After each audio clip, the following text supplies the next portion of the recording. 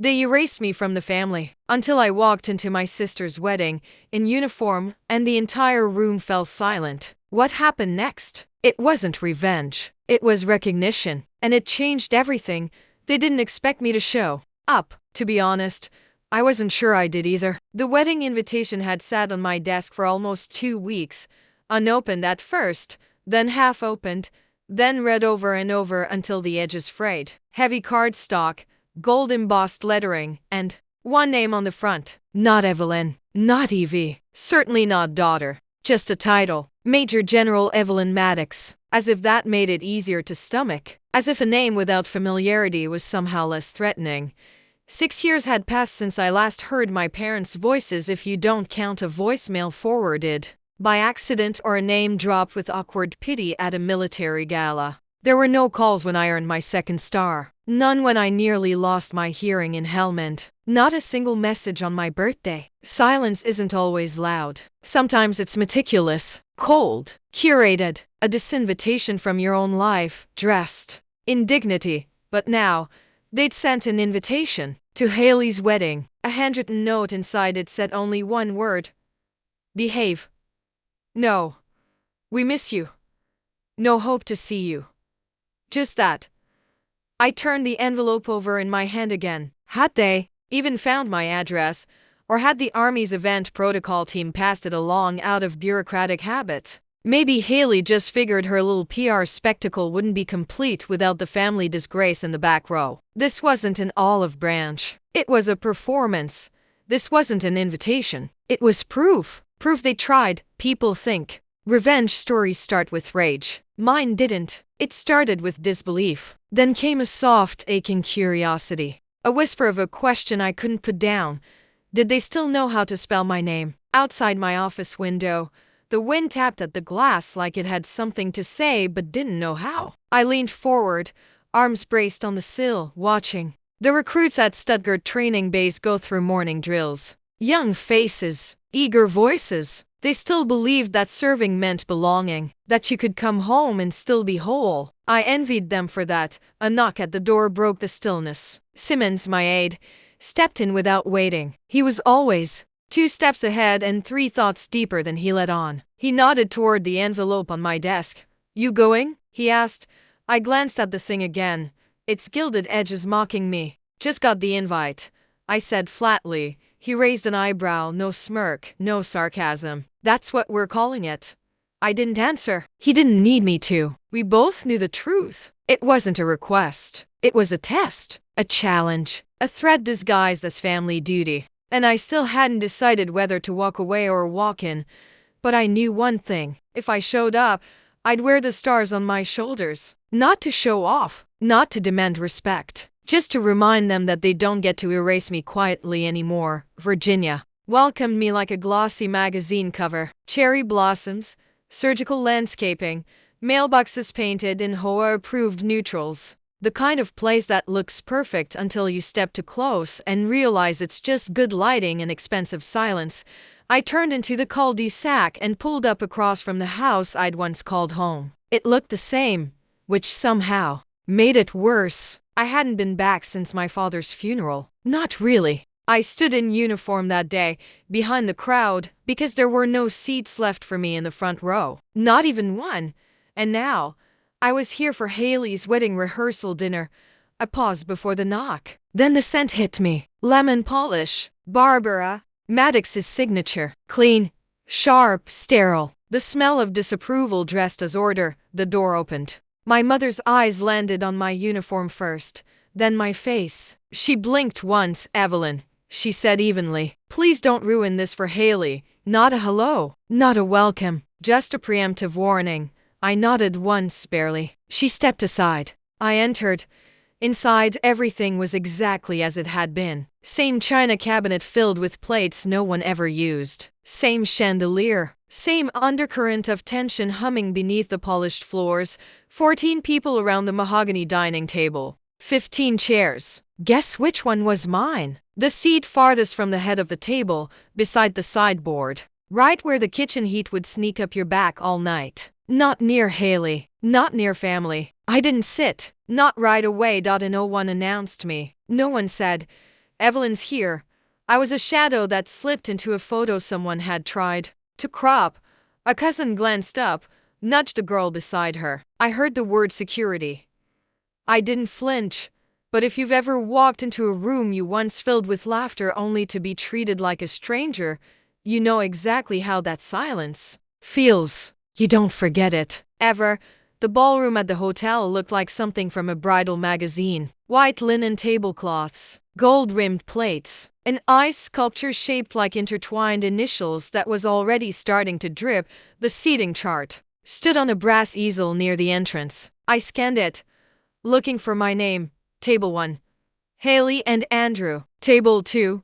Our parents. Tables 3 and 4. The extended Maddox clan.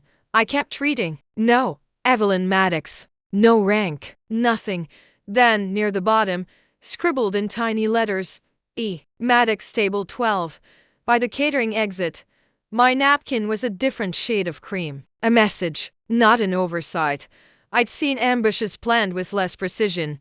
Haley floated through the room like she was the star of her movie. Dressed perfectly, smile weaponized. She paused just long enough near my table to say, I told them not to make it too military for your side. Then she moved on before I could speak. I didn't expect a conversation. But considering I once pulled her fiancé out of a bombed convoy and carried him 3 miles to safety, I thought I'd at least get eye contact. The toasts began. Dad went first, talking about new beginnings. Mom followed. To loyalty and grace. They both looked right through me like I was one of the hotel staff. Then Haley took the mic. Her voice is sweet. Her champagne flute glinted under the chandelier light. Even my big sister made it tonight, she said, smiling. Flying from wherever she guards doors now. The room laughed. Loud, unapologetic. Then my mother called out from table 2. She's the shame of this family. But at least she's punctual. More laughter. Louder this time. I didn't flinch. I didn't cry. I stood, calm, measured, lifted the untouched champagne glass and took a slow sip. The laughter faltered, uncertain. Then I said it. Voice even, the people I guard outrank everyone in this room. Silence dropped like a hammer. And this time, it stayed. And then I saw him. Andrew, standing near the far end of the ballroom, watching, unmoving. Then he walked, past the cousins, past the neighbors, past my mother, who hissed something he ignored, past Haley, who paled and gripped her glass like a lifeline.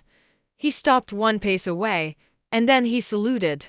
Sharp, clean, regulation perfect. This is Major General Evelyn Maddox, he said clearly. My commanding officer. Please forgive my wife. Haley's eyes went wide. The mix slipped from her hand, crashed to the floor.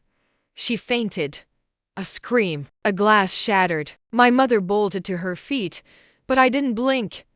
Because this wasn't revenge. This was recognition. And it was long overdue. The ballroom never truly recovered from that moment. The silence it left behind became a presence in itself.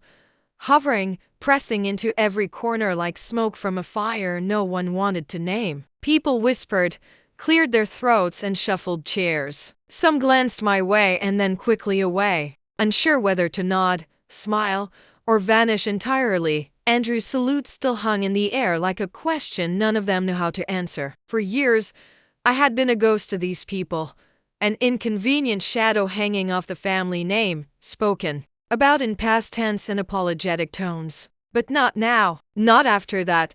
A second figure rose near the wine bar. Colonel Reardon, once my father's closest military friend. He'd long retired, but his spine still stood straight with purpose. He raised his hand in a crisp salute, eyes locked with mine. Then came General Park. Then a woman I didn't know, older, graceful, with the unmistakable gaze of someone who'd once worn the weight of command. 3 salutes, then 4. They didn't speak. They didn't need to. For the first time in my life, in a room filled with blood TIs and childhood birthdays, I felt seen. Not as a decoration, not as a joke or obligation, but as something undeniable. Barbara Maddox tried to speak, but her voice stumbled and fell somewhere between a gasp and a command. No one turned to her. Not this time. Andrew stepped back, still silent. He hadn't moved for applause. He wasn't asking for forgiveness. He had simply stated the truth, publicly, precisely, in the only language that mattered in that room. Respect.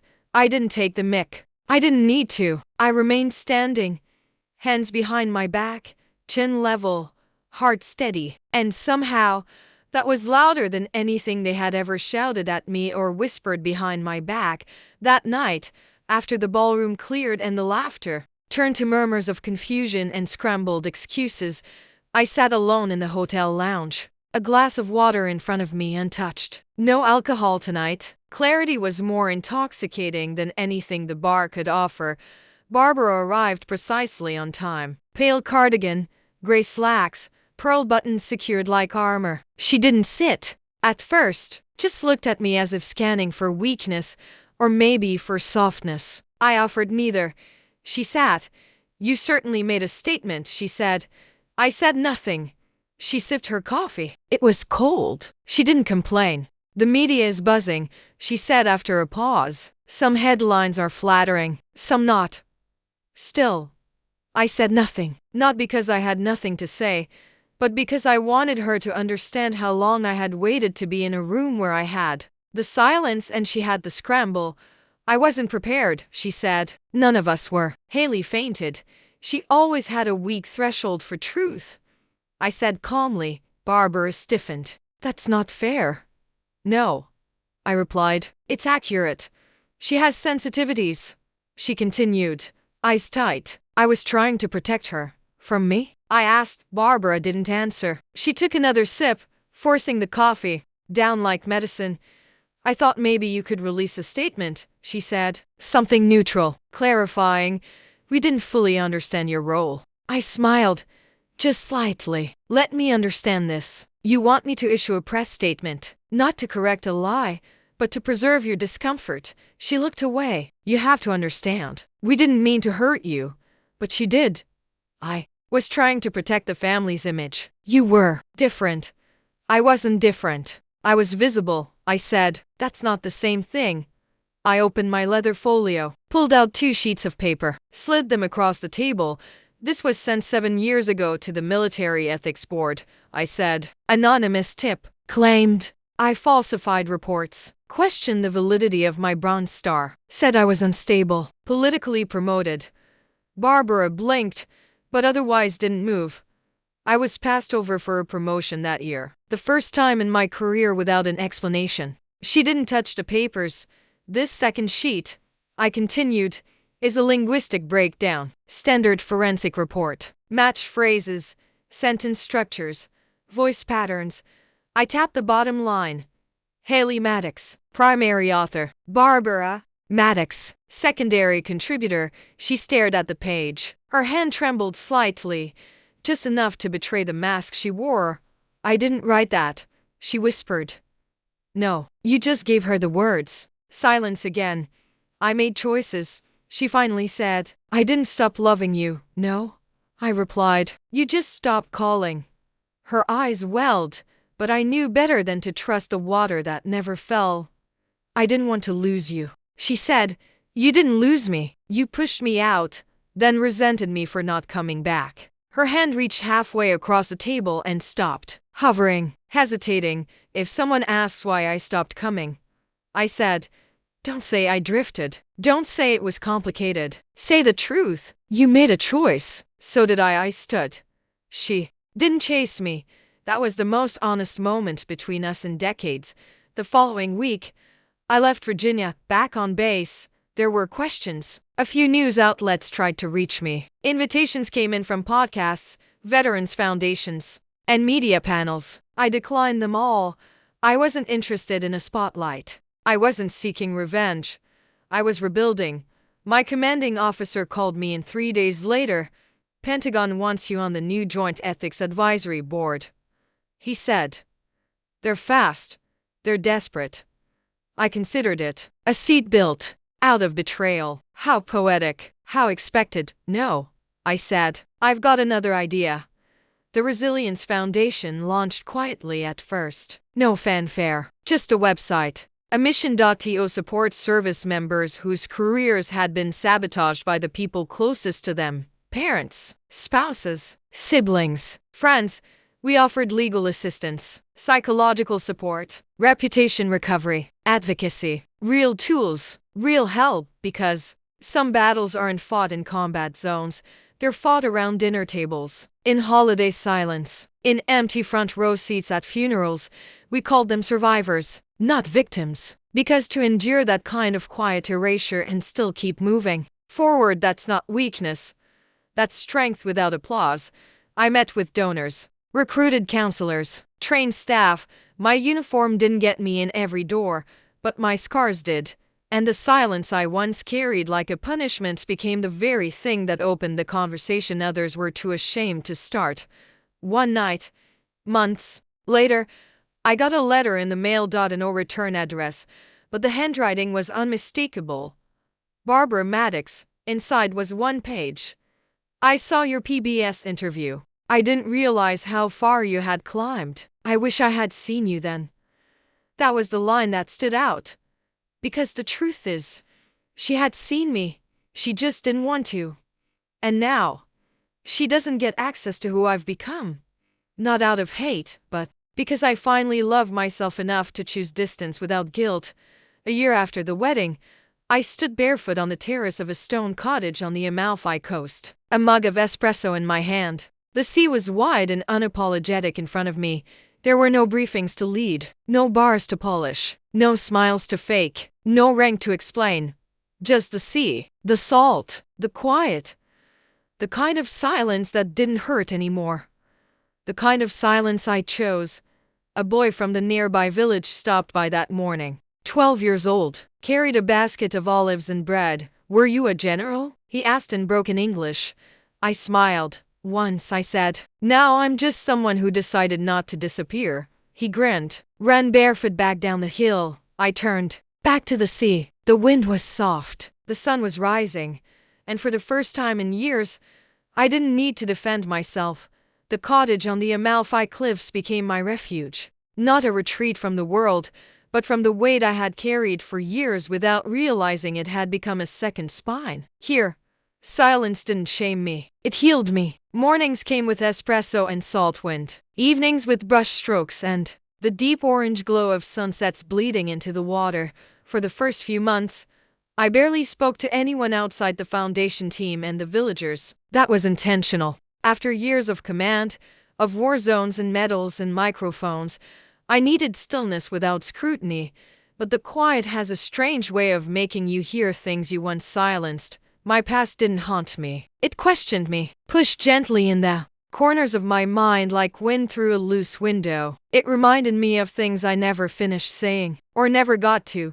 There was one name I hadn't thought about in years. And when it returned, it didn't knock. Once an intelligence officer, assigned to my unit during the Kandahar transfer rotation. She had a mouth sharper than her haircut, a French accent that curled around sarcasm like silk, and eyes that never missed. Not in the field, not in conversation. We hadn't spoken since that night in Kuwait, the last operation before she redeployed. The one we never discussed again. It wasn't dramatic. It wasn't messy. It was unfinished. That night came back to me while I was scrubbing paint from my fingers, standing barefoot on the terrace. We had both been running from something. She was from grief. I am from erasure.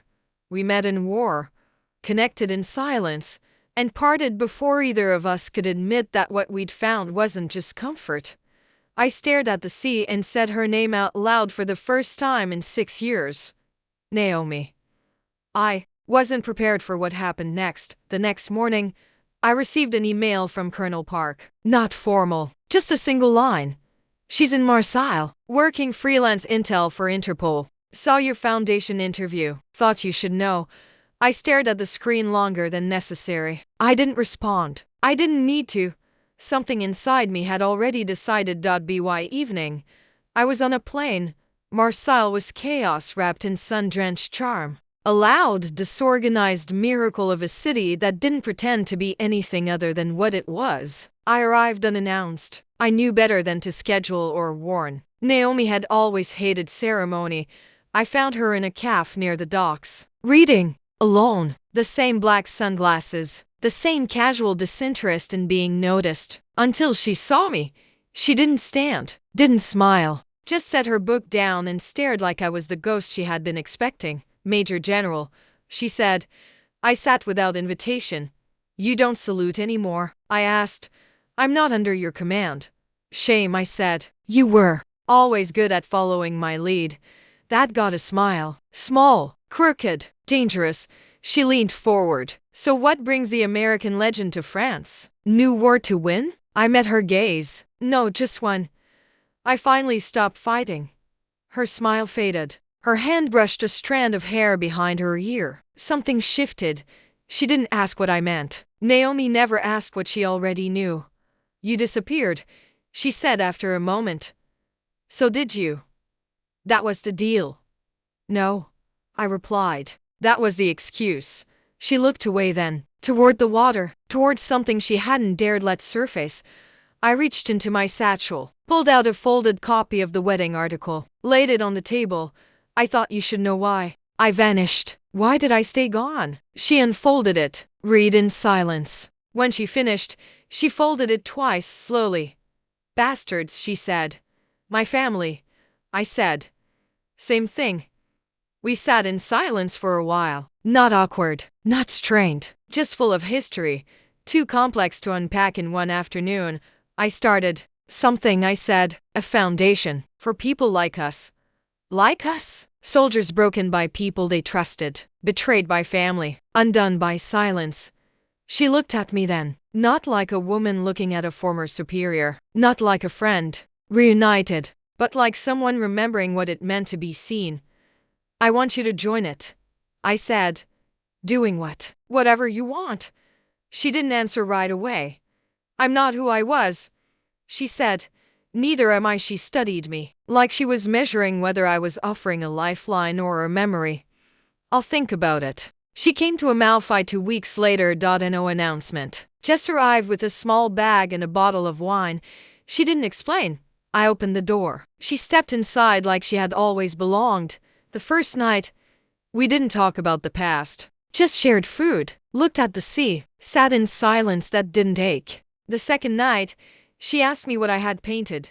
I showed her. 12 canvases, none finished, all in progress. Like me, on the third night, we kissed. It wasn't passionate. It wasn't urgent. It was something older. A recognition. We didn't label it. Not then. Not yet. She stayed. Naomi became part of the foundation quickly, without asking permission, without waiting to be invited. She found the holes in our strategy before we even knew they existed. Brought in 3 new analysts, rewrote our security protocol, and set up a satellite office in Lyon. She didn't ask for credit. She didn't want titles. She wanted impact. Together, we rebuilt something neither of us had ever known how to name. Trust. We weren't a couple, not officially, but the way she handed me a mug in the morning, the way my jacket ended up on her chair, the way she said my name when I was too tired to finish a thought. It said everything. She never asked me to speak about my family again, but one night, in the middle of a thunderstorm, she asked me something else. Do you still talk to Andrew? I froze. No, I said. Not since the wedding. She nodded, took a slow sip of wine. He was in love with you. I didn't answer. Not a question, she added, just an observation. I didn't deny it, because I couldn't. There had been something once. Brief, unacknowledged, a glance too long, a silence too tender. Nothing had ever happened, not really, but something had always lived in the space between us. He made a choice, I said. So did you. I looked at her then, not like a commander, not like a survivor, like a woman learning how to live again. I don't regret it, I said. She leaned closer. Which one? I'm still figuring that out. The suspense didn't come crashing down. It didn't arrive like a siren. It crept in the form of an envelope. No return address. No seal. Just a single piece of paper inside. Typed. Clean. Clinical. You think this is over? It's not. Look closer at the foundation's funding. No signature. No clue. Just a threat. Naomi found it first. She didn't panic. She didn't blink. She just handed it to me and said, "We need to talk." The letter sat between us like a landmine. Naomi didn't touch her coffee. I didn't touch my breath. "You think this is over?" "It's not. Look closer at the foundation's funding. 9 words. That was it. No signature. No return address. No smudge. Just precision and intent." I reread it 3 times before speaking. "Are we being audited?" "No," Naomi said. "I already checked. Our accounts are clean. Nothing flagged, nothing frozen. But someone knows something." I stood, walked to the window, and stared out over the water. The sea had never looked more like ink. Heavy, holding secrets. Could it be a bluff? It's too exact, too calculated. This was sent to shake you, not warn you. Naomi was never dramatic. Her voice only tightened when the stakes became personal. "I want to trace on all financial sources from the last 8 months. Full breakdown. Any major anonymous donors, especially US-based. I've already started it." That was the thing about her. She anticipated the war before you even declared it. A week later, we found it. A fund labeled under an LLC in Delaware. Clean paperwork, minimal identifiers. Had been responsible for almost 20% of our early donations. Seed money. Enough to build the platform, hire staff, and secure legal coverage. But it didn't match the usual profiles. We tracked it back through 5 shell companies. At the core was a trust. The name on the trust hit me like a punch I didn't brace for.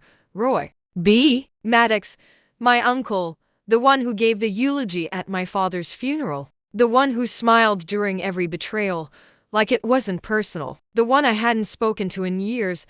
I wanted to believe it was a mistake. It was generational guilt. That maybe he had a conscience.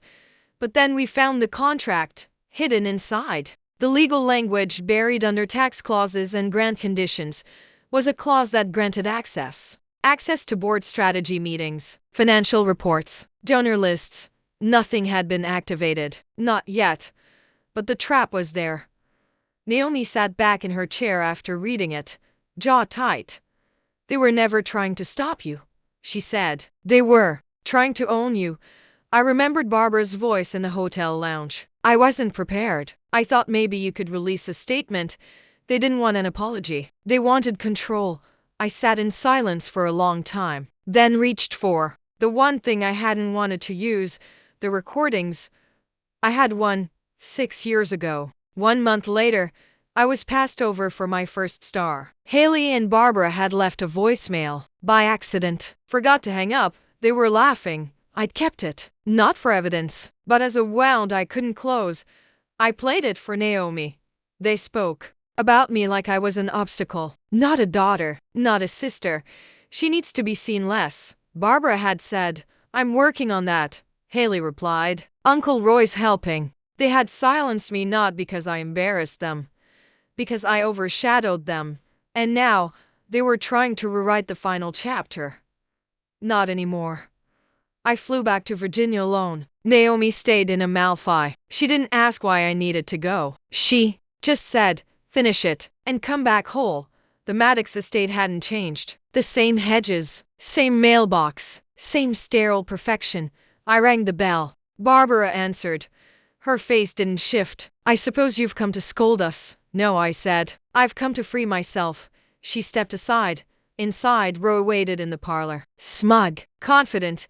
He stood to greet me. I didn't shake his hand. "I see you found the funding source," he said. "You almost pulled it off." He smiled. "We didn't want to hurt your foundation. We wanted to guide it, control it, protect it." I handed him the copy of the contract, highlighted, circled. "This clause," I said, "this isn't protection, it's ownership." Barbara spoke next. "We were just trying to restore the family's name. You've made quite a reputation." "I earned it, alone." "I know," she said. "That's what frightened us." For a brief moment, I saw the honesty behind her eyes. Not regret, fear. They had built their world on a carefully curated lie, and I had lived too loudly outside it. "I'm not here for apologies," I said. "I'm not here to understand. I'm here to return what you gave me." I pulled the document from my coat, the one removing their name from all Foundation archives. All donations refunded. Every connection erased. Roy read it. His smirk faded. You'll lose funding. No? I said. I'll lose control if I keep it. Barbara's voice cracked. We wanted to bring you home. I stepped back. This was never my home, just a place I survived. I left the papers on the piano, walked out, never looked back. The next morning, I returned to Italy. Naomi met me at the door. No questions, just an embrace. She didn't say welcome back. She didn't have to. I wasn't a guest in someone else's story anymore. I had chosen mine. 6 months later, the Resilience Foundation expanded into 12 regions. Our new donor base came from survivors, not wealth. One afternoon, Naomi found me on the terrace. Another letter came, she said, from her. She handed it to me. The envelope bore Barbara's handwriting. I opened it. Read it once. I hope one day you'll remember the good, even if I don't deserve it. I folded it, set it on the table. I remember everything, I said. That's the point. That evening, I watched the sun fall into the sea beside Naomi. Do you miss it? She asked. The rank? No, I said. I miss the clarity, but I've found something better. She waited. Peace. Naomi leaned into me. I think that's the bravest rank of all. We didn't toast. We didn't mark the moment. We just stayed. Whole. They tried to erase me. But I endured. Not to prove them wrong, but to prove I was never missing.